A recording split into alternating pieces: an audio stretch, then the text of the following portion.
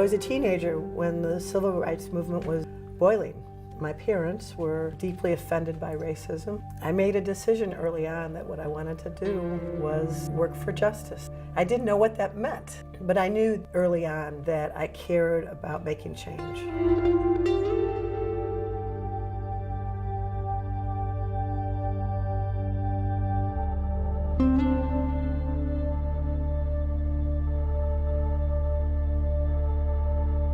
I wanted to work with communities, and I was interested in finding a Jewish organization to get a sense of what my own background as a Jew had to do with my passion to seek justice.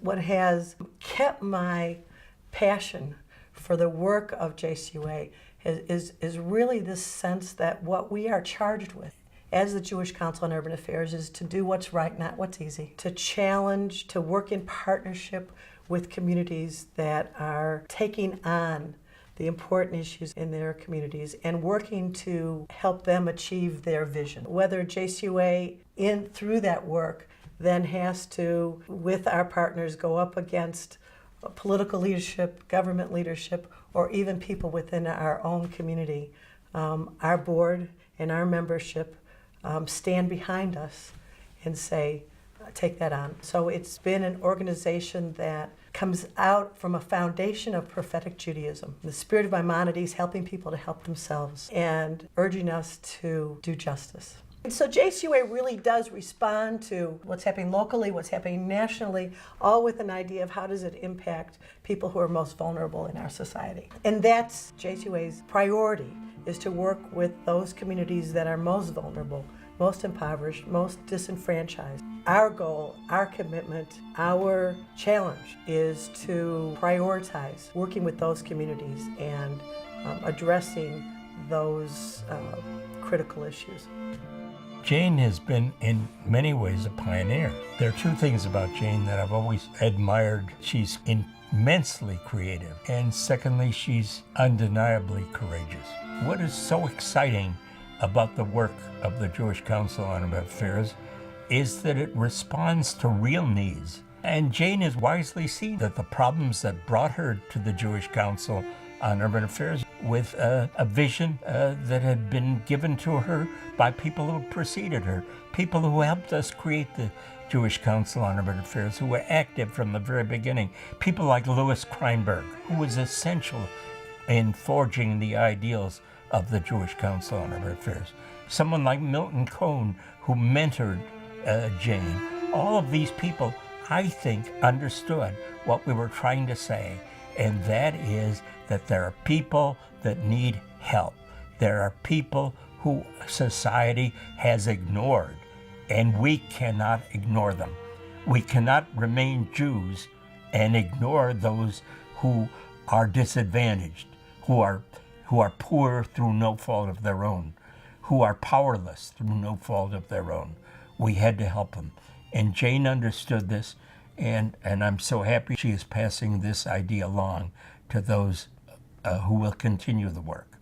Jane was so critical in the Harold Washington administration because the enormous racism existed at the time, and particularly fed by the opponents of Harold Washington, the infamous 29 members of the City Council, working so hard to encourage tolerance among races, among religions, particularly in a hot spot like Chicago. Jane Ramsey and JCUA have been there, been a calming influence at times, and being tough organizers other times. And Chicago is so much better because of her activities and JCUA. When I was the Chicago reporter at the Community Renewal Society, Jane was at JCUA, and we would work together frequently. And she was a source that we could rely on to be a voice on behalf of communities of color, on behalf of the poor. So we would go to her. She was a go-to source for us, for stories, for ideas, for information that would help advance the cause of social justice. And she wasn't squishy about social justice. She understood that social justice was an important, vital part of the city. Jane's been on the board of the Illinois Coalition for Immigrant and Refugee Rights for the last 10 years or so, and we've done many things together. She's helped us stand up to the Minutemen. She's very courageously stood up to some big machers that were trying to support anti-immigrant politicians. She's stood with us against anti-Islamic hate, and I have to say she's one of the nicest people in the world to get arrested with. For me as an Anglican priest, a woman who understood an ecumenical work and very deeply level to bring a hope for those who are without hope, and being unconditional support when we need her. And I think that in the Hispanic community, especially for those who we are here in the little village in the neighborhood facing difficult situation, I think James Ramsey has been a really hope for us, bringing hope to our communities through JCUA. Jane is probably the first leader from the Jewish community in Chicago that tried to build bridges of understanding and activism and dialogue with the Muslim community. She was always forthcoming and ready to help when we needed a voice from the Jewish community to speak about issues related to Islamophobia or attack on civil rights of Muslims or comprehensive immigration reforms or other campaigns that we were interested in. And through that, I think she built a credibility within the Muslim community that is unique to her, and that goes to her really openness and eagerness to build bridges with people from different faith groups that are focused on social justice and improving the communities for all of us. People like young Jane Ramsey inspire me because if they're doing it, I feel a responsibility, given my experience and age, along with others who are in my generation, to encourage them to keep doing it and have a sense of optimism about that future. Now, Jane and her generation transfers that to the younger generations. Jane has been at the center of the school reform efforts all across the city of Chicago. And when that came up during the Harold Washington administration, she was right at the center of that.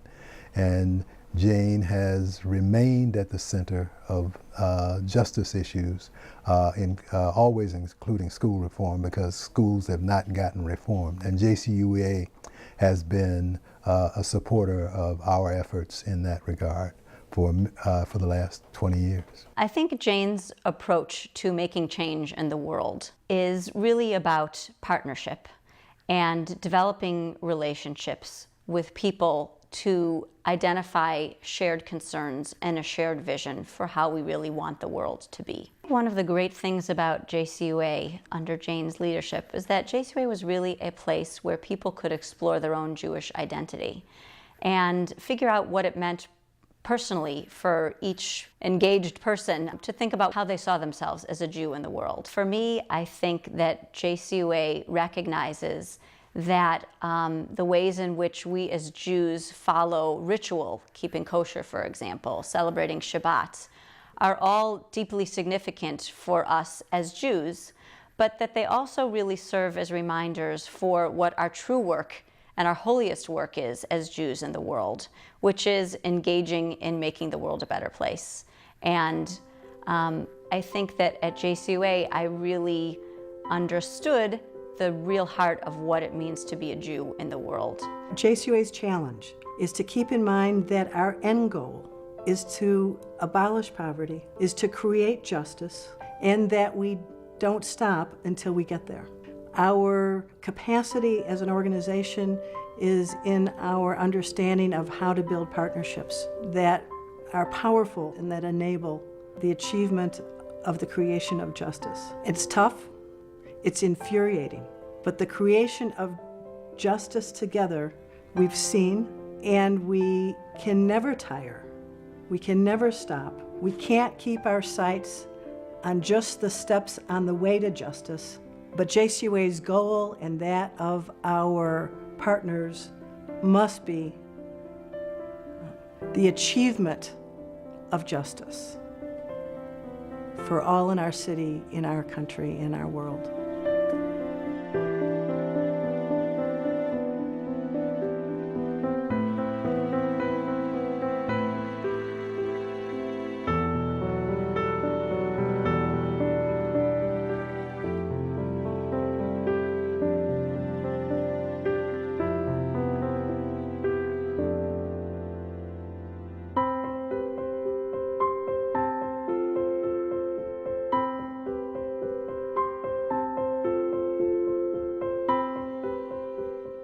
I hope that you are not planning to seriously retire and that you have some social justice strategies that you're going to be carrying out in your leisure.